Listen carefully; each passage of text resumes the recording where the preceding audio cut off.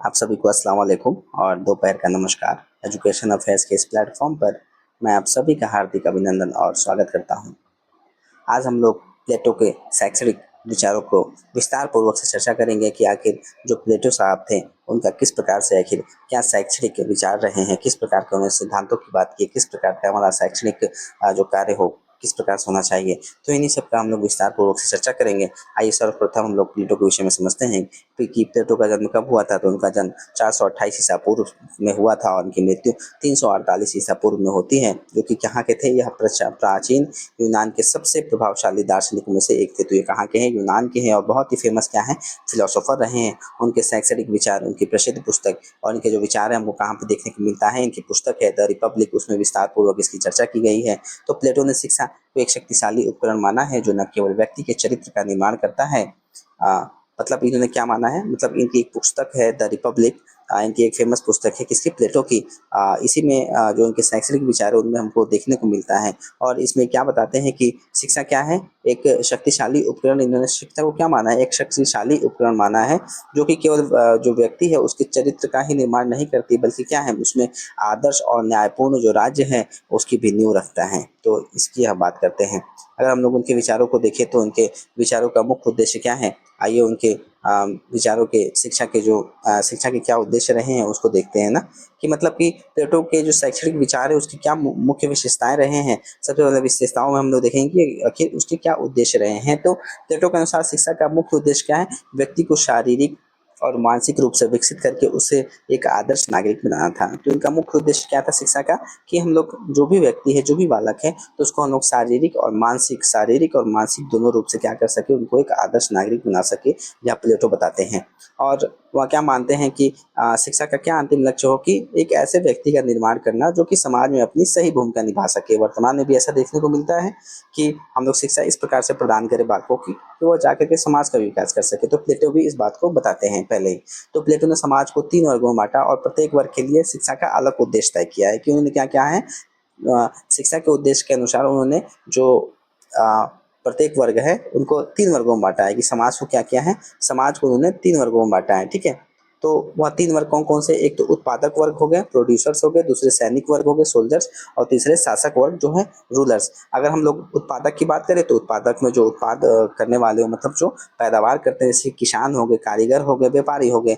तो ये क्या है, एक बुनियादी शिक्षा इनके लिए प्राप्त थी कि आप ये काम कीजिए और ये सब काम कीजिए। तो इनके लिए क्या था, फिक्स था बिल्कुल। और उसके बाद समाज में दूसरा एक वर्ग आता है, सैनिक वर्ग। पहले हो गया उत्पादक वर्ग जो प्रोड्यूसर से काम करे, इसमें किसान, कारीगर और व्यापारी आ रहे हैं। और दूसरे किस प्रकार के, सैनिक हो, सोल्जर्स है, जो कि क्या करते हो, सैनिक जाहिर सी बात है क्या करेंगे, राज्य की रक्षा करने वाले हो। और इनके लिए शारीरिक और सैन्य प्रशिक्षण पर जोर दिया गया कि इनके लिए किस प्रकार की शिक्षा होनी चाहिए, कि इनको जो शारीरिक रूप से हम लोग किस तरह से स्वस्थ रहें, तो इन सब की हम लोग को ट्रेनिंग देनी है।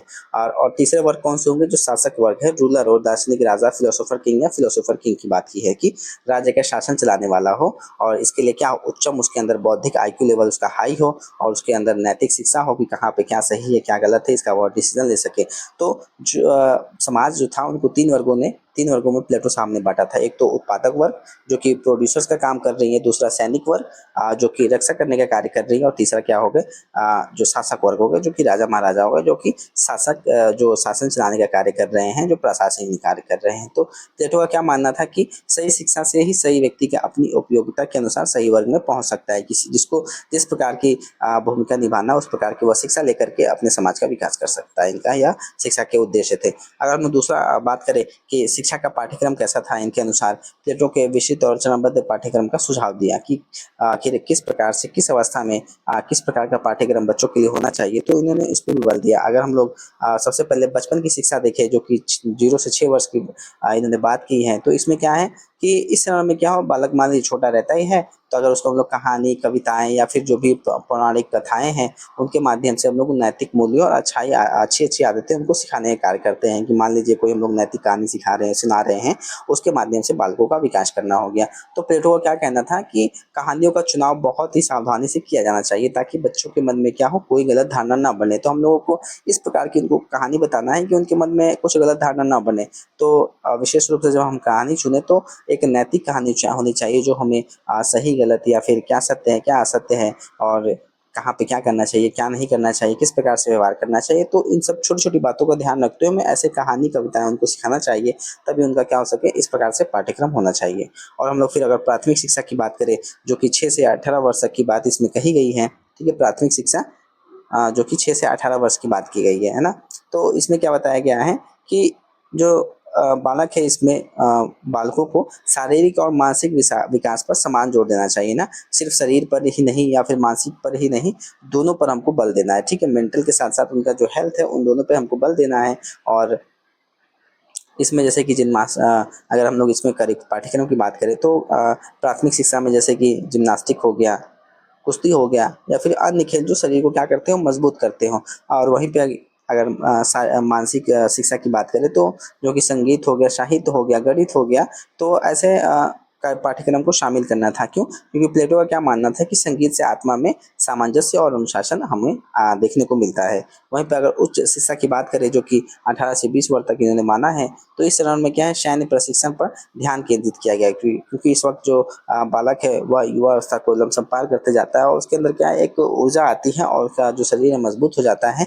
तो इसमें किस प्रकार का पाठ्यक्रम होना चाहिए कि जो बालक है उस पे शैक्षणिक जो सैन्य प्रशिक्षण है उस पे ध्यान केंद्रित होना चाहिए, जहाँ युवाओं को युद्ध कौशल और अनुशासन सिखाया जाता है। और अब फिर उसके बाद उच्चतम शिक्षा की बात की इन्होंने पाठ्यक्रम में, जो कि 20 से 35 वर्ष की थी। और इसमें क्या कहा गया कि जो छात्र 20 साल की परीक्षा में सफल होते थे, मतलब जो शैक्षणिक जो सैन्य प्रशिक्षण दिए जा रहे थे, जो ट्रेनिंग्स दी जा रहे थे सैन्य की, अगर उसमें जो सफल हो रहा है तो उन्हें यह शिक्षा दी जाती थी, कौन सी? उच्चतम शिक्षा। और इसमें जैसे कि गणित हो गया, फिर ज्योमेट्री हो गया, खगोल विज्ञान हो गया, तर्कशास्त्र हो गया, फिलोसफी हो गया, और इस प्रकार से क्या है, गहन विषयों का अध्ययन करना इसमें होता था। और इस शिक्षा का उद्देश्य क्या था कि बुद्धि को विकास करना और परम सत्य है उसको हम समझ सके। तो इसमें उच्चतम शिक्षा जो उच्चतम है, हायर एजुकेशन है, इसमें ये बात की गई, इस प्रकार के पाठ्यक्रम शामिल होने चाहिए। अगर हम लोग फिर पांचवा इसमें बात करें तो शासन का प्रशिक्षण, कि जो इसमें कौन से वर्ष के आते हैं, 35 से 50 वर्ष के, कि उच्चतम शिक्षा पूरी करने वाले और जो भी उच्चतम शिक्षा पार कर ले रहे हैं, तो 35 साल की जो परीक्षा में अगर सफल होने वाले छात्रों को शासन करने का व्यवहारिक अनुभव दिया जाता है। किस प्रकार से किस प्रकार से हम लोग क्या करेंगे, शासन कर सकते हैं, किस प्रकार से हम लोग एडमिनिस्ट्रेशन करेंगे, इसकी हमें ट्रेनिंग मिलती है। और इस 15 वर्ष की प्रशिक्षण के बाद 50 की आयु में वे आदर्श शासक या दार्शनिक राजा बनते थे। तो ये सब कड़ियाँ बांटी गई थी, किस प्रकार से अगर मान लीजिए कि किसी को जो करना होगा वो इसके अनुसार से यह शिक्षा प्रदान कर सकता है। तो इस प्रकार से इन्होंने पाठ्यक्रम को डिवाइड करके रखा हुआ था आयु के अनुसार, कि प्राथमिक में क्या होगा, बाल्यावस्था बचपन में क्या होगा, उच्च शिक्षा में क्या होगा, उच्चतम शिक्षा में किस प्रकार के पाठ्यक्रम होगा, फिर शासन की प्रशिक्षण किस प्रकार के इसमें शासनों की प्रशिक्षण दी जाएगी। तो ये पाठ्यक्रम था। फिर अगर हम लोग प्लेटो की बात करें तो इन्होंने महिला शिक्षा की बात की है, कि जो फीमेल एजुकेशन है, तो प्लेटो अपने समय के हिसाब से महिला शिक्षा के मामले में बहुत ही प्रगतिशील थे। उनका मानना था कि महिलाओं को भी पुरुषों के समान शिक्षा मिलनी चाहिए। देखिए कब की बात है, प्लेटो साहब कब के हैं, 428 ईसा पूर्व के हैं, मतलब उस समय जन्म होता है, 348 ईसा पूर्व में इनकी मृत्यु होती है। तो उस समय की बात है, तो वहाँ पर भी ये लोग क्या है, ये महिलाओं की शिक्षा पर बल देते हैं कि जिस प्रकार से पुरुषों को समान शिक्षा मिल रही है, मतलब पुरुषों को शिक्षा मिल रही है, उसी प्रकार से जो महिला है उनको भी एजुकेशन हम लोग को देना है, क्योंकि वे भी एक आदर्श राज्य का महत्वपूर्ण हिस्सा है। क्यों? क्योंकि कहीं ना कहीं वो हमारे राज्य की हिस्सा है, एक आइडियल जो स्टेट है उसकी हिस्सा है महिलाएं, ठीक है, सिर्फ मात्र पुरुष नहीं है, इस बात पे वो बल देते हैं। तो यदि कोई महिला सक्षम है तो वह सैनिक या शासक भी बन सकती है, ठीक है। यहाँ मानते थे कि जो महिला है अगर वह बहुत ही सक्षम है, उसके अंदर अगर यह कार्यशैली है उनके अंदर, या उनका आईक्यू लेवल अच्छा है उनके अंदर, जो सैनिक या फिर शासक बनने की जो क्षमता है अगर वह है, तो वह ज़रूर बन सकती है। महिला शिक्षा की बात करते हैं। फिर इसी में आ जाता है कि राज्य द्वारा नियंत्रित शिक्षा की, स्टेट कंट्रोल एजुकेशन। इन्होंने स्टेट कंट्रोल एजुकेशन की बात की है कि प्लेटो ने व्यक्ति के बजाय राज्य को शिक्षा का केंद्र माना है, और उनके अनुसार शिक्षा को राज्य द्वारा नियंत्रित और वित्त पोषित किया जाना चाहिए। तो यहाँ पे वह क्या मानते हैं कि जो व्यक्ति के बजाय उन्होंने राज्य के शिक्षा का केंद्र माना है, कि व्यक्ति के बजाय क्या हो, राज्य का जो शिक्षा है उसको केंद्र माना है। और उनके अनुसार जो शिक्षा है वह राज्य द्वारा नियंत्रित होना चाहिए। जो राज्य हैं उनके अनुसार ये शिक्षा हो नियंत्रित हो राजाओं के द्वारा और वित्त पोषित इसको किया जाना चाहिए। और राज्य ही क्या करें, पाठ्यक्रम, शिक्षण विधियाँ और शिक्षकों का चयन करें। क्या हमें पढ़ाना है, कौन सी विधियों का प्रयोग करना है और किस प्रकार के इसमें शिक्षक रहेंगे, ताकि यह सुनिश्चित हो सके कि सभी को एक समान और न्याय संगत हमको शिक्षा मिल सके। तो राज्य द्वारा नियंत्रित शिक्षा की यहाँ बात करते हैं कि स्टेट के द्वारा या एजुकेशन हो। तो कहीं ना कहीं वर्तमान समय में हमको यह देखने को मिलती है, जहाँ पर स्टेट ही इस चीज़ को ऑर्गेनाइज करती है, बहुत सारा कंट्रोल करती है। जैसे कि आपके राज्य में SCERT होगा, तो कहीं ना कहीं ये बातें बहुत पहले की थी जो अभी भी अपनाई जा रही है ना। फिर इसी में आगे प्लेटो के जो शैक्षणिक विचारों की क्या प्रासंगिकता है, अब वर्तमान समय में देखते हैं कि आखिर उसको किस प्रकार से उपयोगी माना गया, उनके विचारों को किस, वह विचार मतलब वर्तमान समय में जो जो इन्होंने विचार रखे हैं, चाहे वो महिला शिक्षा की हो या राज्य स्टेट कंट्रोल एजुकेशन हो, या फिर जो भी उन्होंने पाठ्यक्रम बताया है, और या फिर उनकी शिक्षा के जो उद्देश्य रहे हैं कि 3 प्रकार के जो हम लोग वर्गों का स्थापना कर सके, तो वर्तमान समय में किस प्रकार से हमारे लिए प्रासंगिक है। सबसे पहले प्लेटो का विचार आज भी प्रासंगिक है, जैसे कि सबसे पहले सर्वांगीण विकास की, वह शारीरिक और मानसिक विकास पर क्या है उनका जोर था, जो आज भी आधुनिक शिक्षा प्रणाली का एक अभिन्न अंग हमको देखने को मिलता है। जहाँ पर बालकों को सर्वांगीण विकास की बात की जाती है, जहाँ पर उसका शारीरिक और मानसिक विकास हो, तभी उनका क्या हो सकता है, पूर्ण विकास हो सकता है। फिर राज्य की जो भूमिका हो गई, जैसे कि उनका यह विचार, जैसे कि मैंने अभी बताया कि राज्य की इसमें भूमिका होती है, पहले ही बताया गया था, जो आज भी प्रासंगिक है, जहाँ कहीं न कहीं राज्य की वर्तमान में भी भूमिका है। और वहीं पे उच्च शिक्षा का क्या है, महत्व देखने को हमको मिलता है। उन्होंने पहले ही उच्च शिक्षा का महत्व बताया था। तो प्लेटो ने उच्चतम स्तर की जो बौद्धिक शिक्षा है उसको महत्व दिया था, कि जो आज विश्वविद्यालय और अनुसंधानों केंद्र में महत्वता को दर्शाता है।